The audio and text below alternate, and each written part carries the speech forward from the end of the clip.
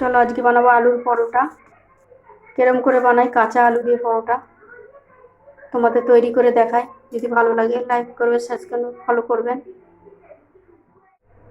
এটা আমরা সব কুচিয়ে নিয়েছি, যে লঙ্কা, টমেটো, ধনেপাতা, আলুটাও ঘষে নিয়েছি। আলুটা এবার জলটা চিপে নিতে হবে আমাদের,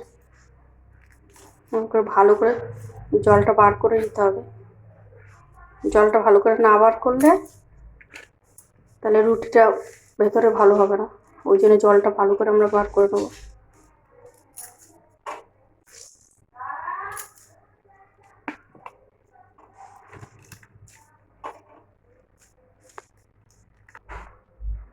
আলুটা সব চিপড়ে নিয়েছি, এবার এটা ওই পাত্রে দিয়ে দেবো।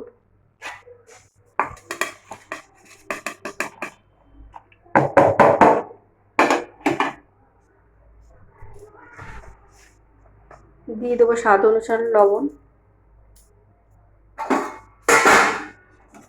আর দেবো আমরা ভাজা তেল, কাঁচা তেল দেবো না আমরা।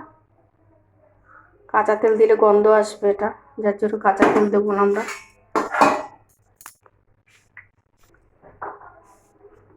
আর হাফ চামচ একটুখানি অল্প একটু চিলি সস, এটা মেখে নেবো ভালো করে। এটা আমরা ভালো করে চটকে চটকে ভাজতে হবে নুনটা ঢোকার জন্য।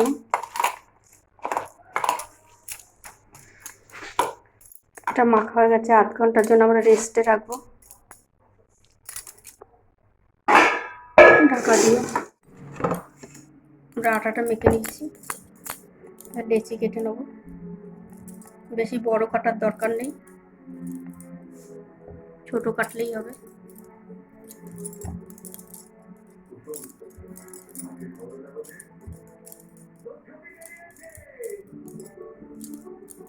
এরকম করে আমরা গোল্লা করে নেবো সব কটা।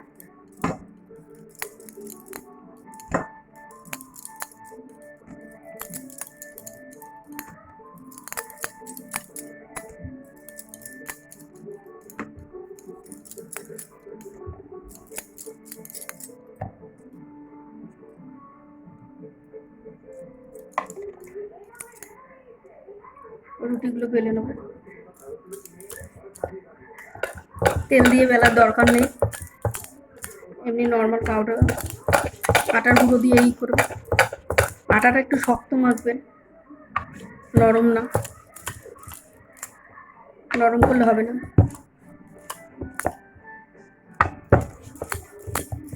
এরকম করে সব কটা আমরা বেলে নেবো। আমাদের সব রুটিগুলো বেলে নিয়েছি, এবার একটার মধ্যে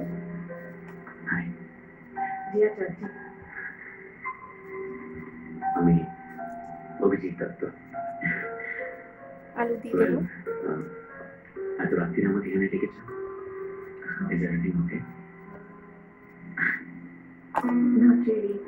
ভালো করে আলুগুলো দিয়ে দেবো। আর ক্যালসিয়াম সহ যা হাড়গুলি আরো মজবুত করে তোলে 6 মাসের মধ্যে। এভাবে একদিন পরোটা করে দেখবেন, খুব ভালো লাগে, খেতেও ভালো। আমার এখানে ডেকেছ, সুর তো সুর হয় এসে গেল। তাছাড়া ওরকম কত সুর আমার মাথায় খেলা করে। আমি বিশ্বাস করি না। কি বিশ্বাস করো না?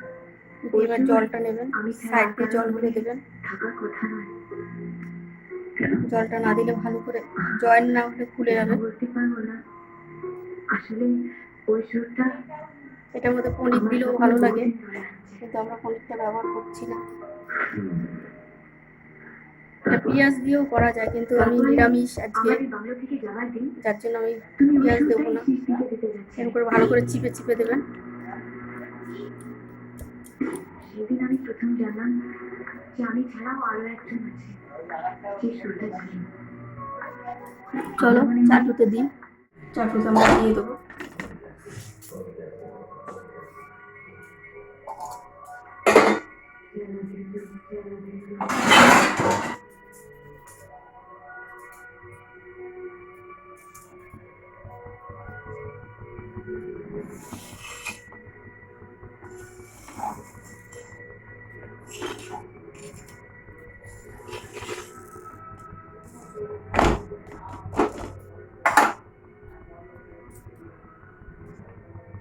ওর মধ্যে দিয়ে দিয়েছি, ভালো করে ছেঁকে নেবো।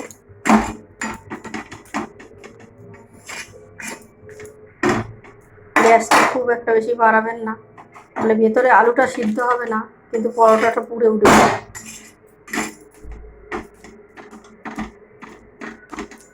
ভালো করে চেপে চেপে দিতে হবে।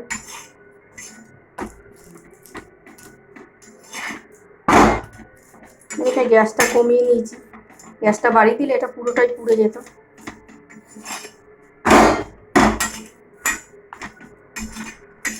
এবার আমরা তেলটা দেব।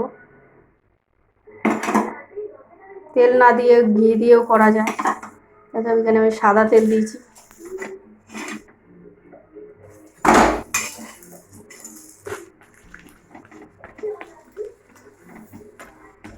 বারবার করে বলছি গ্যাস কিন্তু কেউ বাড়াবেন না, তাহলে ভিতরে আলুটা সিদ্ধ হবে না।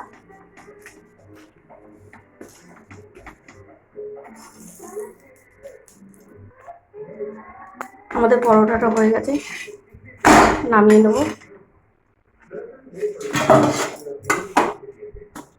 পরোটা দেখেছ, আলুটাও ভালো সিদ্ধ হয়ে গেছে।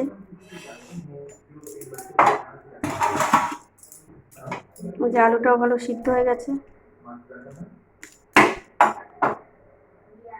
পরোটাটা হয়ে গেল।